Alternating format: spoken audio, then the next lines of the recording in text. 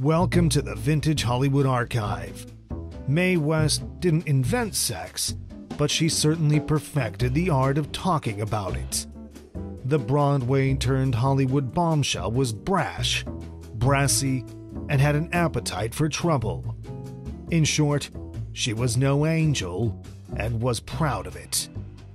West broke ground with her characterizations of women, laying the foundation for a number of stars to follow. She was considered one of the most controversial performers of her time and the highest-paid actress in America by the 1930s. How Mae West turned even her jail time into a luxurious holiday. Make sure to watch the video until the end and leave your thoughts in the comments. If you're new here, join our wonderful community by subscribing to the Vintage Hollywood Archive channel. Mae West's sensational life. When I'm bad, I'm better. For the entirety of her long life, West would take a sledgehammer to outdated views about what it meant to be a woman. In her plays, movies, and stage shows, she celebrated female sexuality, the male body, and the thrill of sin, with doses of campy humor and exaggerated glamour. Her sharp wit and quick tongue likely made her the center of any dinner party. And when it came to men, she always had the perfect thing to say.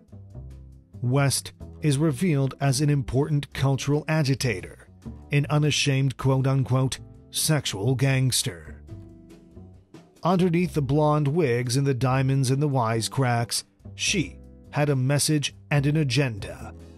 She wanted to offer an alternative version of womanhood, in which overt sexual desire wasn't shameful or dirty, but an expression of independence.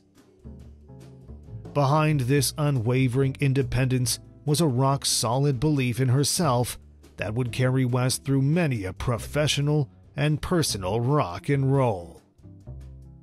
That is because I have been given the liberty, or have taken it, of telling my own story in my own way, and I like a story that takes its time, she said.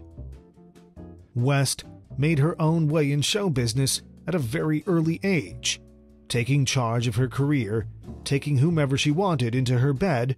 She never spent the night in someone else's if she could avoid it, and, through sheer willpower, working her way up to become a film star and a symbol in her 40s. Her diamonds and feathers, her strict adherence to the clothes of the 1890s were all part of the package.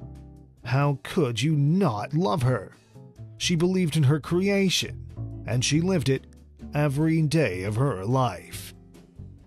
The star was always determined to remain glamorous for her fans until the end. Even when cameras weren't rolling, Mae was always made up and glamorous. She was very old school and felt if you were a celebrity, you had to maintain that image for your fans. But her life at home was much quieter. We would sit and watch TV, or she would read the paper. She spent her time visiting family, giving interviews, or writing. She was always writing and staying busy. Working was her passion. She was actually in the process of writing a book when she passed away. Her career, which all but ended after various scandals in the release of My Little Chickadee in 1940, is chronicled with an acute eye for detail. But West is always at the center of the narrative, making her own decisions, writing her own plays and novels, insisting at every point on having what is now called creative control. West often hired homosexual men, but disapproved of lesbians. She went to jail briefly for public indecency after the authorities shut down her play Sex, and she often took credit for the work of others. But West was more than just the characters she portrayed. though she shared many of the same attributes. Mary Jane West was born in Brooklyn, New York on August 17, 1893. The future sex symbol was said to have gotten her looks and her figure from her mother, who was a lingerie model, before marrying and having children. Her father, Badland Jack, was a prize fighter. Their first daughter died before Mary Jane was born, which helps us understand why her parents doted on their second daughter so much. A precociously fearless performer, West demanded her due from the time she was a curly-headed child vaudevillian.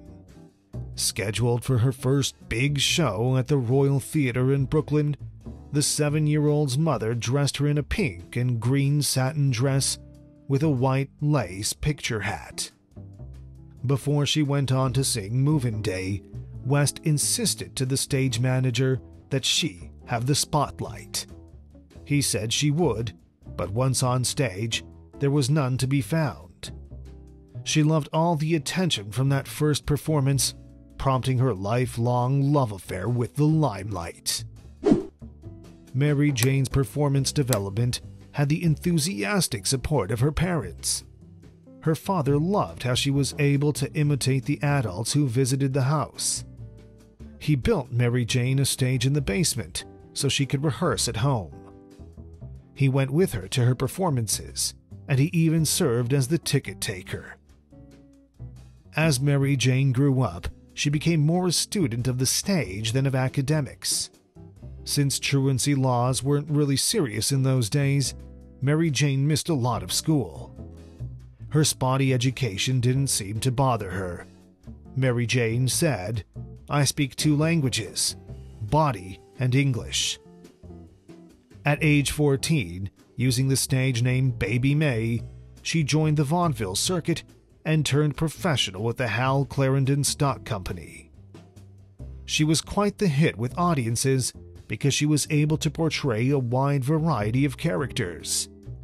But she was also considered scandalous by the more conservative members of the audience because she would appear on stage dressed as a man or in blackface. This was clearly a time for Mary Jane to experiment with what was or was not acceptable to audiences. In 1909, Mary Jane partnered with vaudevillian Frank Wallace, and on April 11, 1911, she married him at Milwaukee City Hall.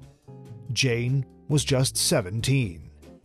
She thought it would be good for her career to be married, but she shocked Frank by demanding her own room on her wedding night and made it clear that she had no intention of living with him in a traditional home setting. She immediately realized her marriage was not compatible with her career and lifestyle, so she asked Frank to keep their marriage a secret and did not tell her parents. "Marriage is a great institution. I'm not ready for an institution yet." In fact, she never actually lived with Frank and went on to have many other relationships throughout her career, while still secretly married. She finally filed for divorce in 1942 and obtained the decree the following year. Back to 1911, a very big year for Mary Jane. Besides her marriage, this was the year she made her Broadway debut under the stage name Mae West in a revue entitled Allez Broadway. The show closed after only 8 performances, but the New York Times critics noticed Mae and her snappy way of singing and dancing. Mae had a small role in her next project, Vera Violetta with Al Jolson, but one of the show's main songs, Tara Ra Boom Derry, would become a standard for her. In 1918, she won her first big role, playing Mamie in the revue Sometime.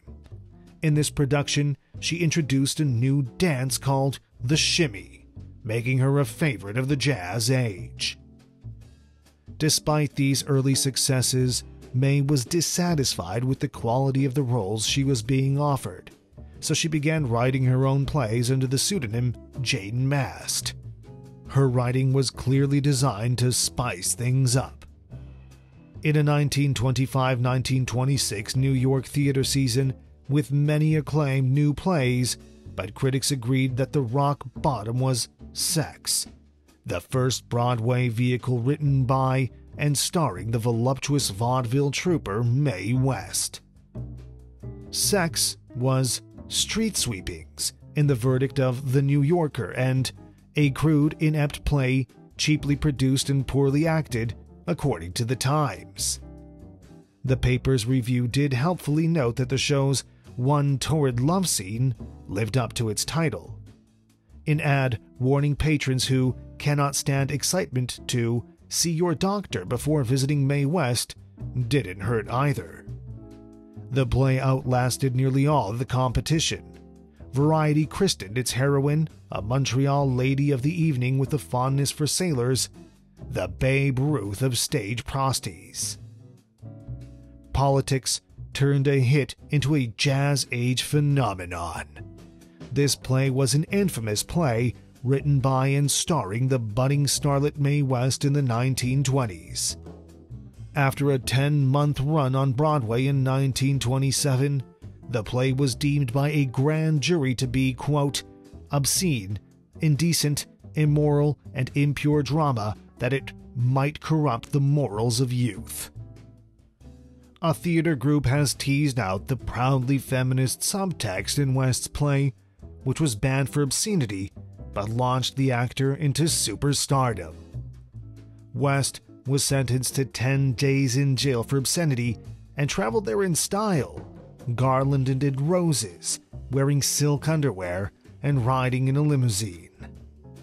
It had been seen by 325,000 theatergoers. To the delight of the tabloid press, its 20 actors were hauled off to a police station in Hell's Kitchen.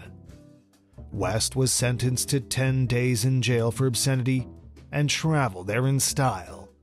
The star spent the night in the Jefferson Market Women's Prison. West bailed out her company. The court had offered to drop charges if she would close the show. But she knew that in showbiz, crime paid. Festooned with white roses, she rode a limo to incarceration on Welfare Island and boasted of wearing silk underwear throughout her 8-day stay there. Off to jail on Roosevelt Island she went, game except for her rough, prison-issued ladies' undergarments. "I want to wear my silk underwear," West demanded.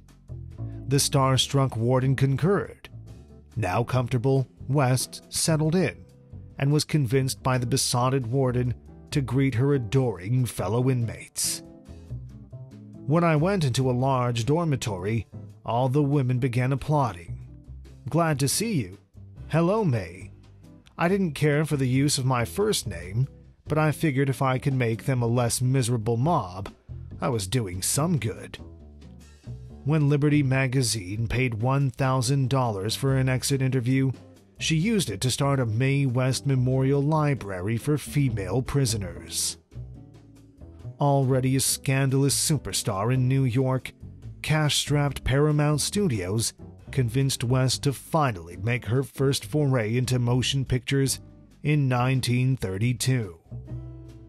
Later in Hollywood, she was the #1 box office attraction during the 30s and saved Paramount Studios from bankruptcy.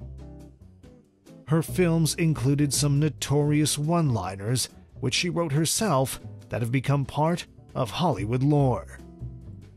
But behind the clever quips was Mae's deep desire decades before the word feminism was in the news to see women treated equally with men. She saw through the double standard of the time that permitted men to do things that women would be ruined for doing. Her cause was sexual equality, and she was shrewd enough to know that it was perhaps the ultimate battleground. Her aforementioned earlier movies introduced West to broader audiences. In I'm No Angel, which she both wrote and starred in, her character Tira shimmies her way into a circus act that leads her to fame and into the arms of wealthy men, including a young Cary Grant. Shock and scandal had made Mae West famous. When she swaggered out of the workhouse, she had the spotlight she had craved since childhood. A year later, she starred in another play she wrote as a vehicle for herself, Diamond Lil. It was her masterpiece, and she played the title character, a wisecracking prostitute who works a Manhattan dance hall. This time, the reviews were raves, and the play became a hit, running 8 months on Broadway, then touring the country. West continued to shock the prudes. She wrote The Drag, a play about homosexual men in the theater world, which included an elaborately staged drag queen ball. It played out of town. No New York theater would touch it.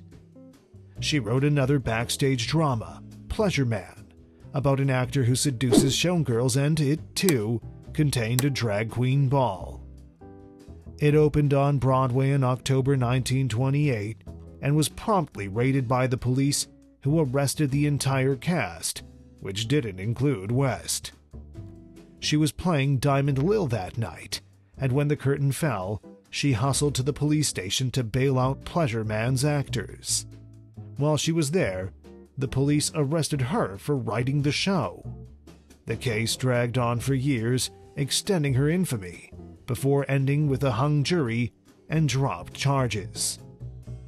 In 1932, West moved to Hollywood, summoned by one of her paramours, George Raft, to co-star with him in Night After Night. She hated her lines and rewrote them, creating one of the most quoted scenes in film history. Playing a sassy, sexy woman, of course, she entered a snazzy nightclub, dripping with diamonds, and checked her fur coat. Several years after her big scandal, Paramount Pictures offered West, then aged 38, a studio contract. She went on to become one of the best-known and best-paid stars of the era. Legend has it that by 1935, she was the second highest-paid person in the U.S., behind publisher William Randolph Hearst. Even more impressive than West's salary or her age when she commandeered Hollywood was the control she held over her own career. The breezy body characters she played were partly of her own design, thanks to a deal she negotiated with Paramount, allowing her to write her own lines. She hit superstardom as she was reaching 40. In 1933, she turned Diamond Lil into the movie She'd Done Him Wrong, which became a huge hit and made her the highest-paid woman in America and the country's only 40-year-old symbol. She made 9 more movies, including My Little Chickadee with W.C. Fields, before her movie career petered as she hit 50. She wrote and starred in another play, Catherine Was Great, which revealed that the famous Russian empress was a lot like Mae West. In the 1950s, she worked nightclubs, singing and joking while surrounded by a bevy of buff young weightlifters. In the 1960s, when she was in her 70s, she released 2 rock and roll albums. In the 1970s, she played a parody of her old self-parodying persona in the movies Myra Breckinridge and Sextet. She died in 1980 at the age of 87. By then, the battle against censorship on stage and screen had been won, thanks partly to her. She was probably the first woman to go into movies when she was 30, and pretty much demanded what she wanted, and got it. She wrote her own scripts, her own dialogue. She was the highest-paid woman in the United States in 1938. But the thing that really impressed me about her was her loyalty to her fans. She would go out of her way to sign autographs and meet everyone. West was a feminist forerunner of such sexually and professionally independent performers, etching her persona indelibly across the American consciousness. Mae West was a pioneer for all those women who dare to be sexy. If you like this video, don't forget to give it a thumbs up and subscribe if you're new here.